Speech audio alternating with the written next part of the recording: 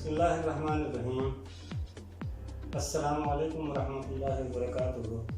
अज़ीज़ तालिब इल्म साथियों, बरसात की बहारें नज़्म का दूसरा हिस्सा इस वीडियो की सूरत में आपके सामने हाजिर है।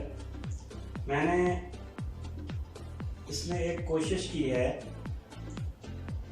कि जो मवाद है, तशरीही मवाद, वो ज़्यादा वाज़ेह तौर पर आपके सामने पेश किया जाए ताकि आप उसको आसानी से समझ सकें और ज़रूरत पड़ने पर आप लिख भी सकें।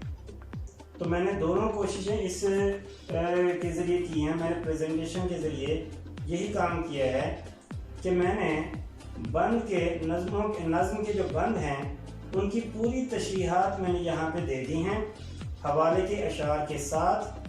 हम यहाँ पर उनको समझेंगे भी और साथ में आप ये कोशिश भी कर सकते हैं, ये कर सकते हैं काम कि आप इनको लिख लें, तैयारी कर लें ताकि याद करने में आपको आसानी हो। तो हम आगे बढ़ते हैं। जी साथियों, हम आगे बढ़ते हैं नज़्म के अशार की वजाहत की तरफ। सबसे पहले हम इस नज़्म का मरकज़ी ख्याल समझने की कोशिश करते हैं। इसमें जाहिर सी बात है कि पेपर में हर चैप्टर में से एक ही सवाल आता है।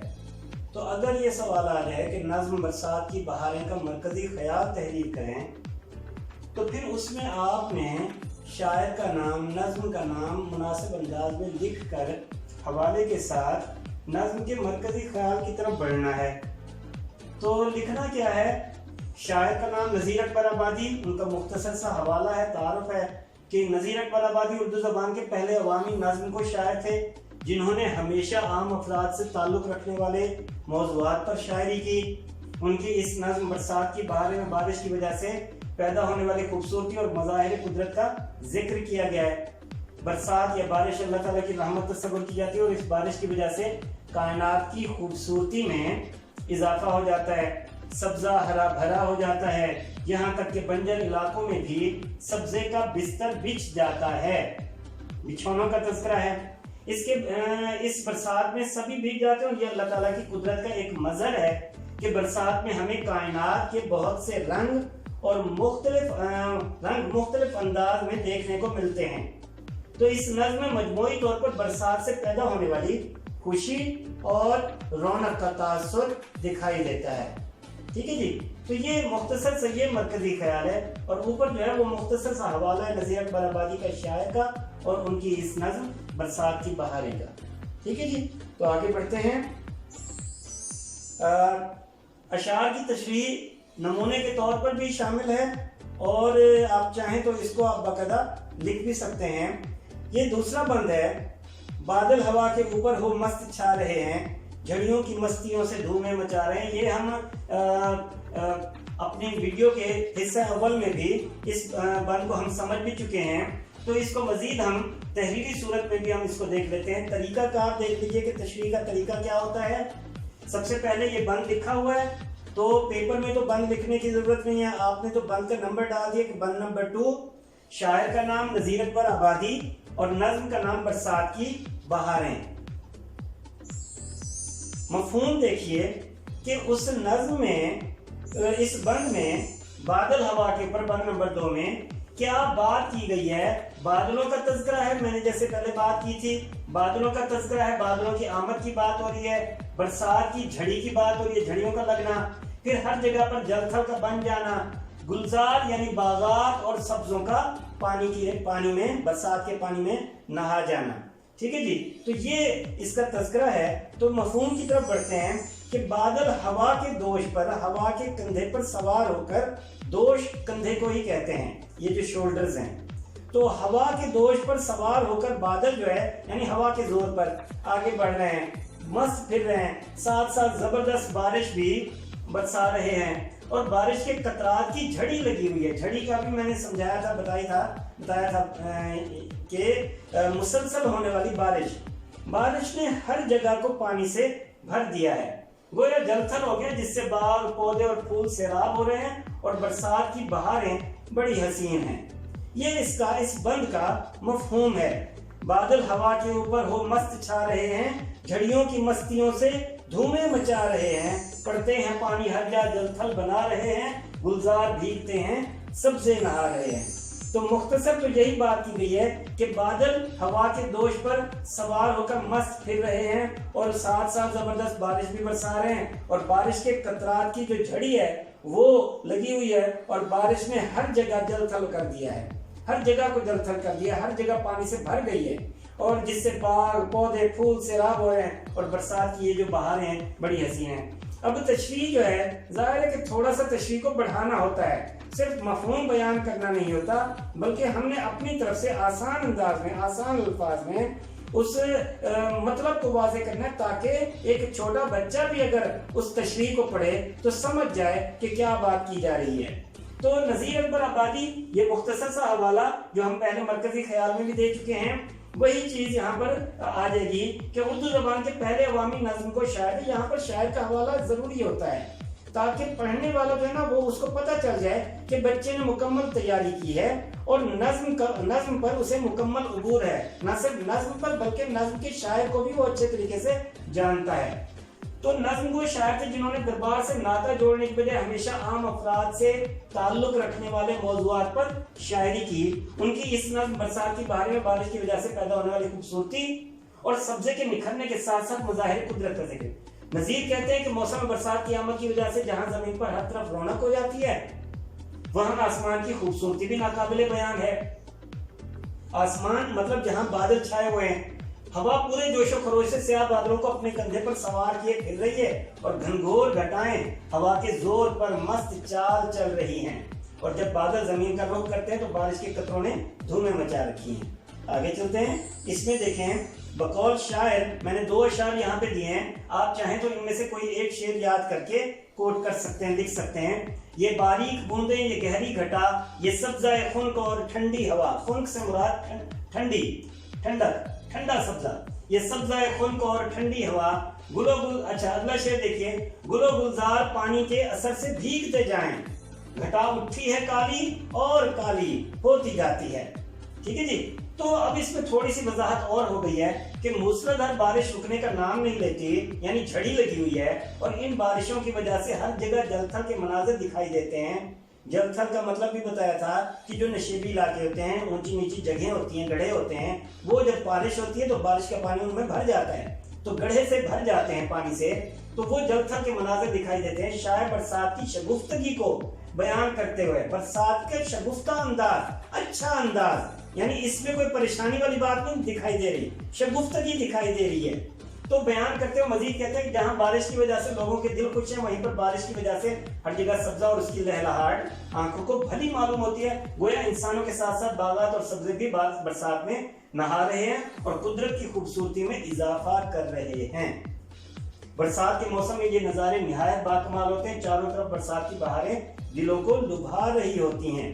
تو اس میں وہ بند کی پوری تشریح، پوری وضاحت آ جاتی ہے۔ اس کو جب بار بار پڑھیں گے، سمجھیں گے، بند کو سامنے رکھتے ہوئے، تو خود بخود بات آسانی سے واضح ہوتی چلی جائے گی۔ ٹھیک ہے جی، تو آگے بڑھتے ہیں۔ اگلا بند دیکھیے، بند نمبر 3، ہر جا بچھا رہا ہے سبزہ ہرے بچھونے، قدرت کے بچھ رہے ہیں ہر جا ہرے بچھونے، جنگلوں میں ہو رہے ہیں پیدا ہرے بچھونے، بچھوا دیے ہیں حق نے کیا کیا ہرے بچھونے، کیا کیا مچی ہیں یارو برسات کی بہاریں۔ تو اس میں بھی وہی طریقہ کار ہوگا، شاعر کا نام نذیر اکبر آبادی، نظم کا نام برسات کی بہاریں۔ سب سے پہلے ہم اس بند کے مفہوم کو سمجھ لیتے ہیں کہ مختصر طور پر اس بند میں کیا بات کی گئی ہے کہ سبزہ جگہ جگہ ہرے بچھونے، یعنی بستر بچھا رہا ہے، سبزے کا بستر نظر آ رہا ہے، ہر جا بچھا رہا ہے سبزہ، سبزہ جو ہے نا خود بچھا رہا ہے، بستر بچھا رہا ہے، یہ بچھونے۔ تو یہ قدرت کی طرف سے ہے کہ جنگلوں میں بھی سبز بچھونے بچھ گئے، یعنی ہر طرف سبز ہری بھری گھاس جو ہے نا پیدا ہو گئی ہے بارش کی وجہ سے، ہر سمت برسات کی بہاروں کی دھوم مچی ہوئی ہے۔ مختصر طور پر یوں سمجھ لیں کہ صرف سبز رنگ کے بستر کی بات ہو رہی ہے، ہری بھری گھاس کی بات ہو رہی ہے کہ برسات کی وجہ سے ہر جگہ سرسبز گھاس اگ آئی ہے، اور ایسے معلوم ہوتا ہے جیسے سرسبز بستر جو ہے ہر جگہ پر بچھ چکا ہو۔ تو یہی مفہوم ہے، اس کو ہم آگے سمجھ لیتے ہیں کہ کہا کیا گیا ہے۔ لیکن نذیر اکبر آبادی کی جب ہم نظم کا شروع میں مطالعہ کر رہے تھے تو اس میں ہم نے 3 چیزیں پڑھی تھیں کہ نظم کے مقاصد کیا ہیں، ہم اس نظم کو پڑھتے ہوئے کن کن چیزوں کو مد نظر رکھتے ہیں، اور تبصرہ کرتے ہوئے شاعری پر جب ہم تشریح کرتے ہیں تو اس میں اپنی طرف سے 1-2 جملے خود سے بھی لکھتے ہیں، اور وہی جملے لکھتے ہوئے آپ نے نظم کے مقاصد کو بیان کرنا ہے۔ نظم کا پہلا مقصد کیا تھا کہ اس میں جو ہے نا نذیر اکبر آبادی کی منظر نگاری سامنے آ رہی ہے۔ پھر دوسرا مقصد کیا تھا کہ نظم کے اندر جو ہے جو نذیر اکبر آبادی کا اسلوب ہے، اسلوب بیان ہے، وہ کیسا منفرد ہے، ٹھیک ہے جی، یعنی ان کی لفاظی، ان کے ذخیرے الفاظ والی کوالٹی، صفت، اور پھر تیسری بات کیا تھی کہ نظم کی ہیئت کیا ہے۔ تو آپ نے ان تینوں میں سے کسی ایک چیز کو اس کے اندر ضرور بیان کرنا ہوتا ہے۔ تو منظر نگاری کو ہم یہاں پہ فوکس کرتے ہیں کہ نذیر اکبر آبادی کی منظر نگاری، ان کا اسلوب بیان اور سادگی۔ دیکھیں نا یہ کیا ہے، اشعار دیکھیے بند کہ ہر جا بچھا رہا ہے سبزہ ہرے بچھونے، قدرت کے بچھ رہے ہیں ہر جا ہرے بچھونے، جنگلوں میں ہو رہے ہیں پیدا ہرے بچھونے۔ کوئی مشکل بات نہیں کی گئی، آسان سی بات ہے، سادہ سی بات ہے، اور یہی چیز ان کی سادگی کو ظاہر کرتی ہے کہ منظر نگاری، اسلوب بیان اور سادگی ان اشعار سے اس بند سے بخوبی عیاں ہے، یعنی ظاہر ہے۔ وہ کہتے ہیں کہ بارش برس رہی ہے اور برسات میں خوب دھومیں مچائی ہوئی ہیں، بارش کی وجہ سے ہر جگہ سبزے کے بچھونے یعنی بستر بچھ گئے ہیں، یوں لگتا ہے جیسے سبز رنگ کی چادر سے بچھ گئی ہو۔ جس طرف بھی ہم نظر اٹھا کر دیکھیں سبزہ اپنی بہار دکھلا رہا ہے بقول شاعر۔ اب اس میں شاعری کا حوالہ بھی، کسی دوسرے شاعر کے شعر کا حوالہ بھی دے دیا گیا ہے۔ ہر سمت دیکھتے ہیں سبزے کی لہلہاہٹ، برسات نے دلوں میں شادابیاں عطا کی۔ تو یہ برسات کی وجہ سے جب لوگ خوش ہوتے ہیں تو پھر ہر سمت وہ سبزے کو دیکھ کر اور زیادہ خوشی محسوس کرتے ہیں۔ ہر سمت دیکھتے ہیں سبزے کی لہلہاہٹ، برسات نے دلوں میں شادابیاں عطا کی، یعنی برسات کی وجہ سے ہر کوئی خوش ہے۔ اب اس میں دیکھیں کہ برسات اللہ تعالیٰ کی طرف سے ایک عطیہ ہے، تحفہ ہے، نعمت ہے، تو اللہ تعالیٰ کے کمالات اس سے ظاہر ہوتے ہیں برسات سے۔ تو اللہ تعالیٰ کے کمالات کو بیان کیا ہے شاعر نے، تو مزید وہ کہتا ہے کہ زمین پر تا حد نظر گھاس ایسے دکھائی دے رہی ہے جیسے آج زمین کو اللہ تعالیٰ نے مخملی فرش کی شکل دے دی ہو۔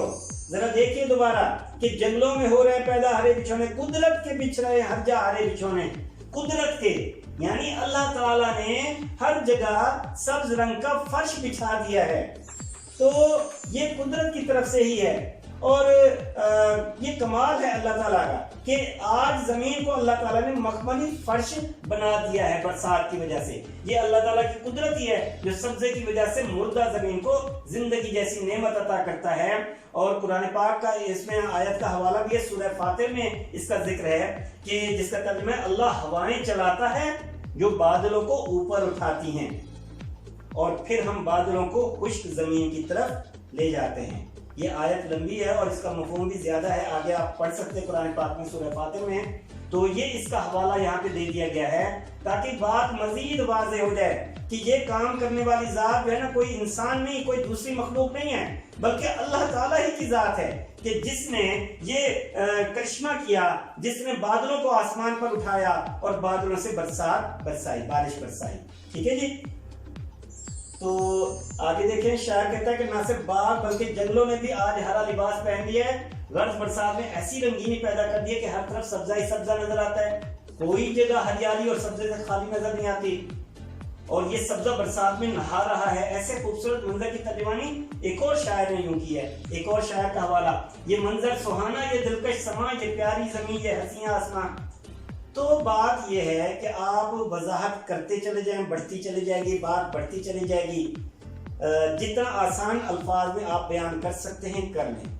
اتنا زیادہ اگر لکھا ہے تو اس میں سے کچھ بھی اگر آپ کو سمجھ میں آ جاتا ہے اور وہ آپ لکھتے ہیں اپنے الفاظ میں تو یہ میرے خیال میں آپ کا کمال سمجھا جائے گا۔ تو اس کو آسان الفاظ میں آپ سمجھ لیجئے۔ مختصر کیا کہا گیا ہے کہ قدرت نے چاروں طرف سبزہ ہی سبزہ بکھیر دیا ہے اور یہ اللہ تعالیٰ ہی کی ذات ہے جس نے کیسے کیسے مقامات کو سبز لباس پہنا کر خوبصورتی سے نوازا ہے۔ یہ اللہ تعالیٰ کی بے حد سخاوت اور فیاضی کا اظہار ہے۔ تو یہ اس پورے 4 مصروں کی بات ہے، اور آخری مصرع جو ٹیپ کا مصرع کہلاتا ہے اس میں شاعر اپنے دوستوں سے، اپنے جاننے والوں سے، اپنے احباب سے، عزیزوں سے مخاطب ہے۔ وہ کہتے ہیں کہ اے دوستو، بہار کے موسم کے نظارے نہایت باکمال ہوتے ہیں، چاروں طرف برسات کی بہاریں دلوں کو بہلا رہی ہیں۔ کیا کیا مچی ہیں یارو برسات کی بہاریں، ٹھیک ہے جی۔ تو یہ اس کا مفہوم ہے، کیا کیا مچی ہیں یارو برسات کی بہاریں، کہ اے دوستو بہار کے موسم کے نظارے نہایت باکمال ہوتے ہیں، چاروں طرف برسات کی بہاریں دلوں کو بہلا رہی ہوتی ہیں، ٹھیک ہے جی۔ یہ تھا بند نمبر 3 اور ہم آگے بڑھتے ہیں بند نمبر 4 کی طرف۔ امید ہے کہ آپ سمجھ رہے ہوں گے، اگر نہیں سمجھ رہے تو اس کو یہیں پہ روکیے، ویڈیو کو دوبارہ سے دیکھیے، دوبارہ سے سمجھنے کی کوشش کیجیے۔ امید ہے کہ آپ کو بآسانی یہ چیز سمجھ میں آتی جائے گی۔ جی اگلا بند ہے، سبزے کی لہلہاہٹ، کچھ ابر کی سیاہی اور چھا رہی گھٹائیں سرخ اور سفید کاہی، سب بھیگتے ہیں گھر گھر لے ماہ تابہ ماہی، یہ رنگ کون رنگے تیرے سوا الہی، کیا کیا مچی ہیں یارو برسات کی بہاریں۔ ترنم ہے، خوبصورتی ہے، سادگی ہے، منظر دیکھیے، تصور کیجئے کیا منظر بیان کیا جا رہا ہے۔ آپ ذرا خود بھی ایزیوم کر سکتے ہیں، تصور کر سکتے ہیں کہ برسات ہو رہی ہے، سبزہ بچ چکا ہے اور ہوا جب چلتی ہے تو سبزہ ادھر سے ادھر لہلہاتا ہے۔ سبزے کی لہلہاہٹ، کچھ ابر کی سیاہی، آسمان پر نظر دوڑائیں تو بادلوں کی، کالے کالے بادلوں کا ادھر سے ادھر دوڑنا آنا جانا، پھر چھا رہی گھٹائیں سرخ اور سفید کاہی، کہ نہ صرف گھٹائیں سرخ ہیں بلکہ سفید بھی ہیں، کاہی یعنی سبز بھی ہیں۔ اس کا مفہوم ہم سمجھ لیتے ہیں، زمین پر سبزے کا لہلہانا اور آسمان پر کالے بادلوں کا چھا جانا، یہ خوبصورت منظر پیش کرتا ہے، ٹھیک ہے جی۔ پوری دنیا بارش کے مزے لے رہی ہے، جہاں تک کہ جاندار پنچھی پرندے بھی اس میں بھیگ رہے ہیں، سب بھیگتے ہیں گھر گھر لے ماہ تابہ ماہی، ماہ یعنی چاند، ماہی یعنی مچھلی، ٹھیک ہے جی۔ تو یعنی ہر جگہ پنچھی ہوں یا پھر سمندر میں رہنے والی مخلوق ہو، وہ سب بھیگ رہے ہیں، سبزہ جگہ جگہ ہرے بچھونے یعنی بستر بچھا رہا ہے۔ تو یہ قدرت کی طرف سے ہے کہ جنگلوں میں بھی سبز بچھونے بچھ گئے ہیں، ہر سمت برسات کی بہاروں میں دھوم مچائی ہوئی ہے، ٹھیک ہے جی۔ تو یہ ساری بات یہاں پہ آگے چلتے ہیں۔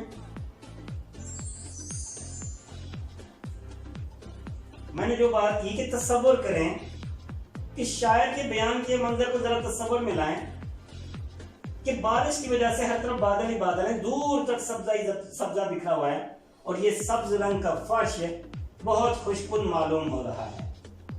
ہوا چلتی ہے تو کھیت کھلیان مستی سے جھومتے ہیں اور ایسا معلوم ہوتا ہے جیسے کوئی سبز رنگ کی چادر کو ہلا رہا ہو، ایسے آہا بڑا خوبصورت منظر۔ اور یہ وہ منظر ہے کہ جس کو دیکھتے ہی زبان پر خود بخود سبحان اللہ، سبحان تیری قدرت، یہ کلمات جاری ہو جاتے ہیں۔ یہ خوبصورتی، شادابی، لہلہاہٹ بہت ہی دل فریب، بہت ہی دلکش ہے، دل کو خوش کر دینے والا منظر ہے۔ تو شاعر کیا کہتا ہے؟ ہوا چھائے، گھٹا اٹھے، فضا بدلے، بہار آئے، کرشمہ سازیاں ہیں دستے قدرت کی یہ ساون میں، ساون یعنی برسات کا موسم۔ تو وضاحت ذرا دیکھ لیتے ہیں کہ نذیر اکبر آبادی کہتے کیا ہیں۔ کہتے ہیں کہ برسات کی گھٹائیں پورے جوش و خروش کے ساتھ چھا رہی ہیں، یہ گھٹائیں سفید بھی ہیں، سرخ بھی ہیں، گہری سبز بھی، کاہی سے مراد سبز رنگ، تو گہری سبز بھی۔ یہ اچھا شاعر کا اپنا تصور ہے، ضروری نہیں کہ بادل جو ہے نا وہ سبز رنگ کے ہوں، یہ ہو سکتا ہے، یعنی شاعر کسی بھی رنگ کے بادل بنا سکتا ہے۔ تو وہ کہتا ہے کہ یہ ایسے رنگ ہیں بادلوں کے کہ ایسا معلوم ہوتا ہے جیسے کوسے قضا کے سارے رنگ آسمان پر چھا گئے ہوں۔ یہ تصور کی بات ہے، امیجن کیا جا رہا ہے کہ جیسے آسمان میں 7 رنگ بکھرے ہوئے ہوں بادلوں کے۔ مسلسل بارش کی وجہ سے تمام جاندار، انسان، چرند پرند، حتیٰ کہ آسمان پر چاند سے لے کر سمندر کے اندر تیرنے والی مچھلی تک بھیگتے جا رہے ہیں۔ ہر سمت عجیب کرشمہ سازیاں ہیں. یہ قدرت کی کرشمہ سازی ہے، قدرت کا کرشمہ ہے، قدرت کا کمال ہے. یعنی یہ کسی انسان کے بس کی بات نہیں ہے. شاعر اللہ پاک کی عظمت بیان کرتے ہوئے کہتا ہے، اللہ پاک کی عظمت ہے، اللہ پاک کی بڑائی بیان کی جانی ہے کہ اللہ کی ذات پر قربان جائیے کہ جس نے دنیا کو حسین بنایا، اور دنیا کو حسین بنانے والی ذات صرف وہی ہے. تو اے اللہ تیرے سوا کون ہے جو اس طرح کے خوبصورت نظارے پیدا کرے. آخر میں شاعر بس یہی کہتا ہے کہ دوستو بہار کے موسم کے نظارے نہایت باکمال ہوتے ہیں. تو برسات میں کیا کیا دھومیں مچائی ہوئی ہیں، کیا کیا مچی ہیں یارو برسات کی بہاریں. ٹھیک ہے جی. تو یہ ایک طرح سے تشریح ہے، مختصر میں نے کیا ہے، کوئی اتنا زیادہ لمبی چوڑی نہیں ہے. ٹھیک ہے جی. یہ ذرا غور سے دوبارہ دیکھ لیں. شعر دیکھیے، ہوا چھائے گھٹا اٹھے فضا بدلے بہار آئے، کرشمہ سازیاں ہیں دستے قدرت کی یہ ساون میں.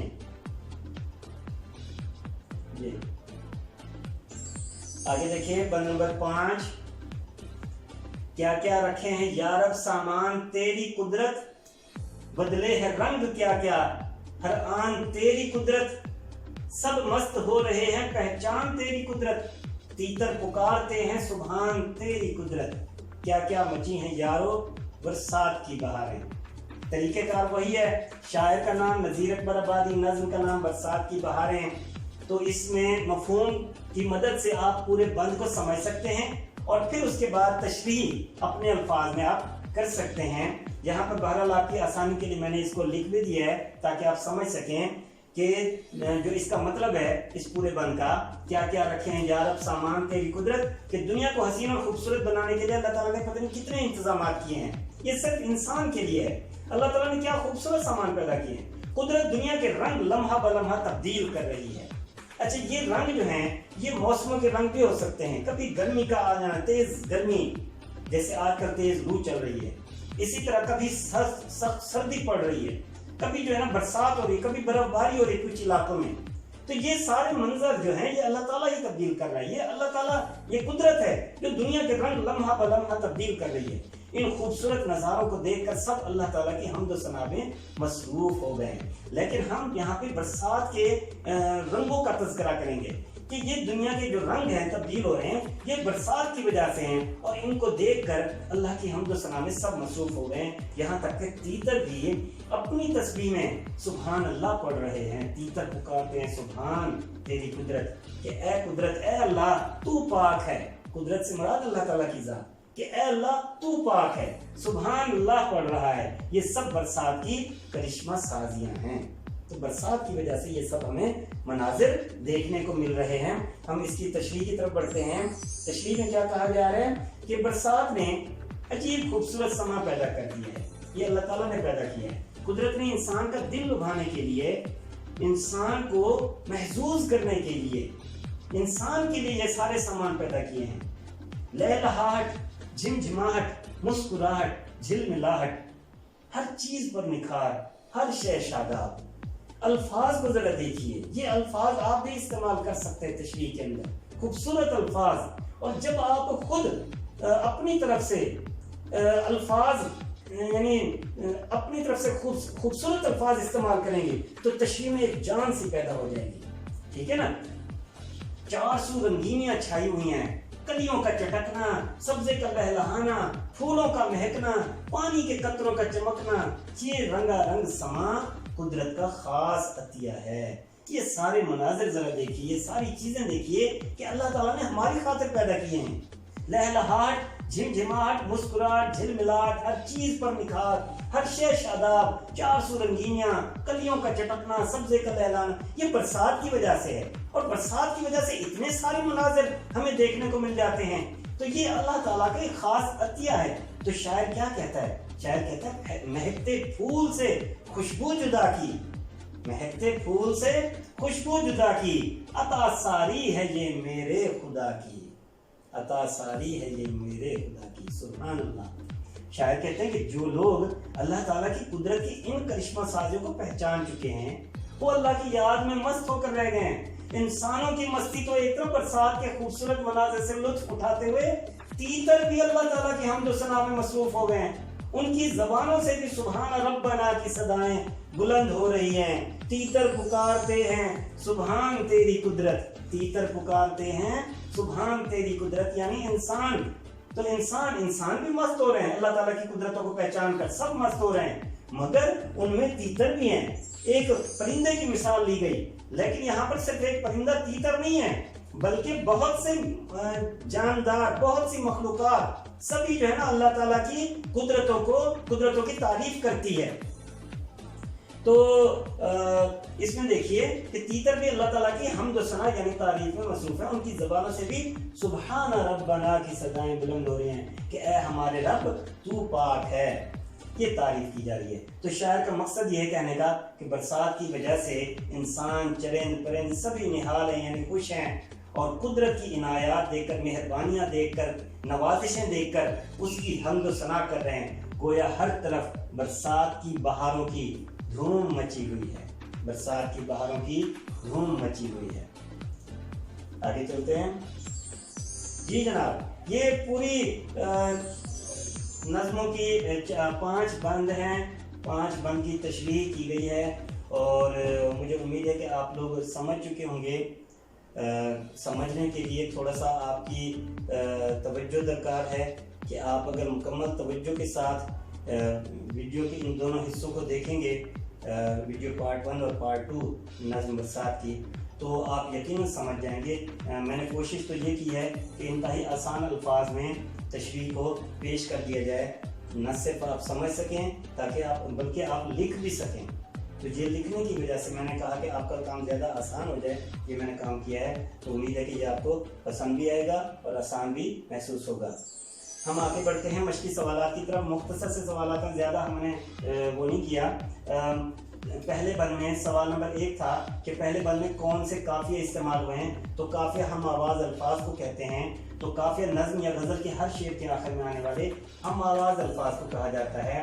جیسے برسات، باغات، قطرات اور گھات، یہ پہلے بند میں استعمال ہونے والے قافیے ہیں، پہلے بند میں. ٹھیک ہے جی. اسی طرح اس کو مزید ہم دیکھ لیتے ہیں، سمجھنے کی کوشش میں آپ کو مزید سمجھا دیتا ہوں کہ کیا پہلے بند میں جو قافیے استعمال کیے گئے ہیں، اس ہوا میں کیا کیا: برسات کی بہاریں، سبزوں کی لہلہاہٹ، باغات کی بہاریں، بوندوں کی جھمجھماہٹ، قطرات کی بہاریں، ہر بات کے تماشے، ہر گھات کی بہاریں. ٹھیک ہے جی. تو یہ برسات، باغات، قطرات اور گھات، یہ 4 قافیے اس میں استعمال کیے گئے ہیں، اور قافیہ کہتے ہیں ہم آواز الفاظ کو. ٹھیک ہے جی.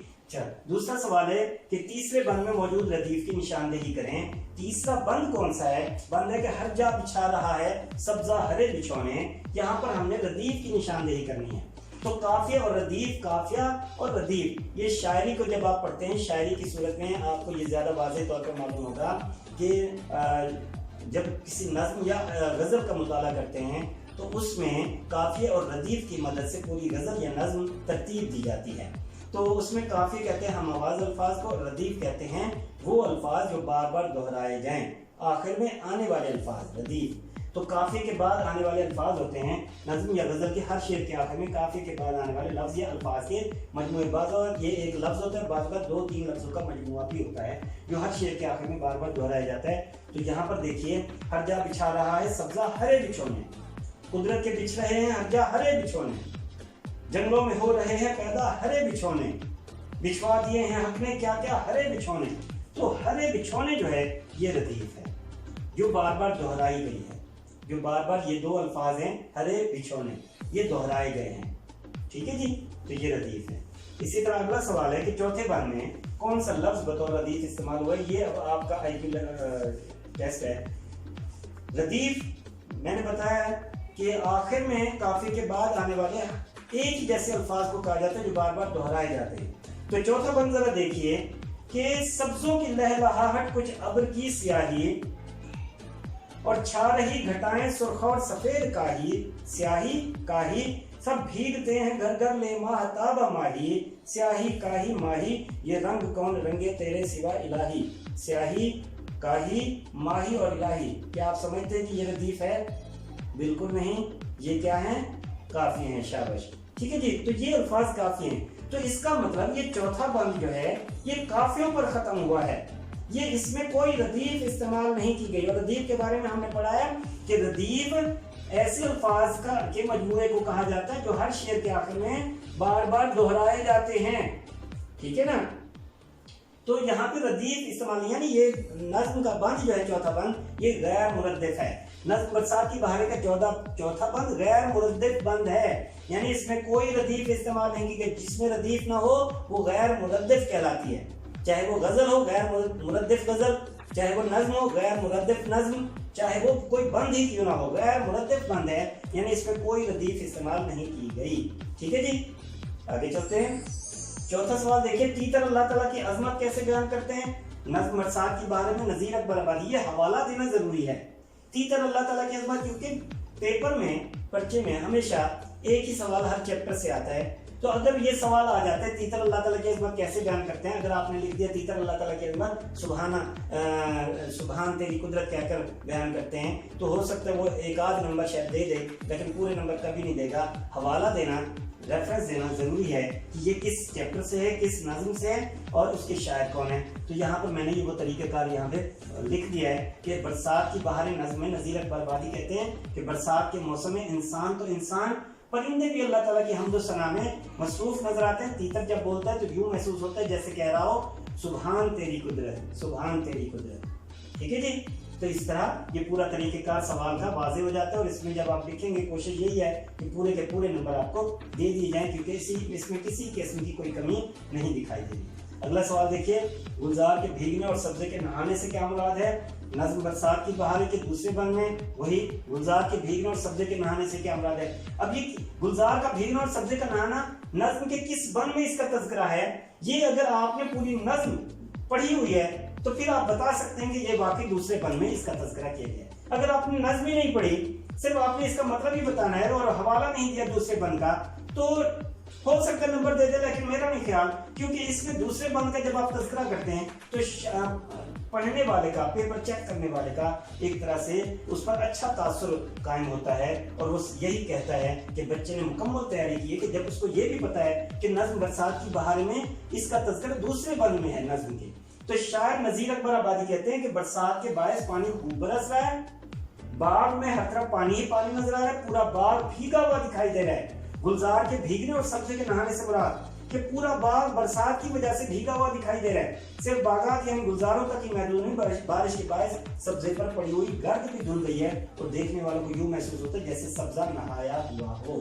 یعنی اس میں تذکرہ برسات کی وجہ سے ہے کہ گلزار کے بھیگنے اور سبزے کے نہانے سے مراد سبزہ بھیگ چکا ہے مکمل پانی میں بارش کی وجہ سے اور اس کی گرد دھل چکی ہے. اور گلزار یعنی باغوں میں جب بارش ہوتی ہے تو ہر طرف پانی پانی دکھائی دیتا ہے، پورا باغ بھیگا ہوا دکھائی دیتا ہے. یہ اس کا مطلب. ٹھیک ہے کہ آگے چلتے ہیں. اگلا سوال دیکھیے، قدرت کے بچھ رہے ہیں پیدا ہرے بچھونے سے شاعر کی مراد کیا ہے؟ قدرت کے بچھ رہے ہیں پیدا ہرے بچھونے. تو نظم کی برسات کی بہاریں کے یہ جو بند ہے، قدرت کے بچھ رہے ہیں پیدا ہرے بچھونے، یہاں پہ غلطی ہو گئی، دوسرا نہیں، یہ تیسرا بند ہے. ٹھیک ہے جی. تو نظم برسات کی بہاریں کے تیسرے بند میں ہے. شاعر نظیر اکبر آبادی کہتے ہیں کہ جب بارش ہوتی ہے، تیسرا بند یہ ذہن میں رکھیے گا، تیسرا بند، تو جب بارش ہوتی ہے تو وہ جگہ جہاں پہلے خشکی ہوتی ہے اور دھول اڑ رہی ہوتی ہے بارش کی وجہ سے، وہ جگہ سرسبز و شاداب ہو جاتی ہے. ہری اور سرسبز گھاس اگتی ہے، بارش بنجر زمین کو مخمل اور زمرد جیسی بنا دیتی ہے. ہری بھری مخمل یعنی ویلویٹ، ایک جگہ سے ایک طرح سے بک جاتے ہیں، ویلویٹ کا کپڑا جیسے ہوتا ہے، نرم ملائم ریشم کی طرح. تو سبز ہر جگہ یعنی سبزہ اگاتا ہے اور ایسے معلوم ہوتا ہے جیسے ساری زمین مخمل اور زمرد جیسی ہری ہو چکی ہے. کہنے کا مطلب یہ ہے کہ برسات کے موسم میں ہر طرف ہری ہری گھاس کا فرش سا بچھ جاتا ہے اور یہ سب اللہ تعالیٰ کی طرف سے ہے. ٹھیک ہے جی. قدرت کے بچھ رہے ہیں پیدا ہرے بچھونے برسات کی وجہ سے. جی جناب، آخری سوال، جملوں میں استعمال کریں. یہ آسان سے جملے ہیں. لہلہاہٹ، میں نے وضاحت کی تھی کہ کپڑا اور جھنڈا لہراتا ہے جبکہ فصلیں اور سبزہ لہلہاتا ہے. تو لہلہاہٹ یہ فصلوں کی وجہ سے ہوگا. फसलों की लहलहाहट देखकर किसान का दिल झूम उठता है। जब वो हरी भरी फसलों को देखते लहलहाते हुए तो उसका दिल खुश हो जाता है। तो फसलों की लहलहाहट देखकर किसान का दिल झूम उठता है। जल थल, बरसात ने हर तरफ जल थल कर दिए हैं। जल थल ऐसे नहीं इस्तेमाल करना कि जल थल हो गया, ठीक है ना, तो बरसात की वजह से जल थल हो गया। बरसात ने हर तरफ जल थल कर दिए। गुलजार यानी बाग, गुलजारों में फूलों की महक दिलो दिमाग को मुअत्तर कर रही थी। बागात का तज़किरा है। घटाएं आसमान पर अचानक घटाएं उठी और देखते ही देखते बारिश हो गई। ठीक है जी, बारिश होने लगी। माह ताबा माही, इस मर्तबा होने वाली बरसात से माह ताबा माही सभी मुतासिर हुए हैं। ठीक है प्यारे बच्चों, तो ये नज़्म बरसात की बहारें को हमने समझने की कोशिश की, उसके तमाम बंद। तो मैंने प्रेजेंटेशन के ज़रिए से कोशिश की है कि हर चीज़ ज़्यादा वाज़ेह हो जाए, ताकि हर चीज़ क्लियर हो, नज़र आए आपको, आप लिख भी सकें, समझ भी सकें। तो मैं उम्मीद करता हूं कि आप ज़रूर समझे होंगे और इस वीडियो को ज़रूर लाइक कीजिए, पसंद कीजिए, शेयर कीजिए, सब्सक्राइब कीजिए। अगर आपने अभी तक नहीं किया तो सब्सक्राइब ज़रूर कीजिए, ताकि आपको तमाम चैप्टर्स आसानी के साथ वीडियोस उनकी आसानी से आपको मिलती रहें। अल्लाह ताला आपका हामी और नासिर हो। अल्लाह हाफ़िज़।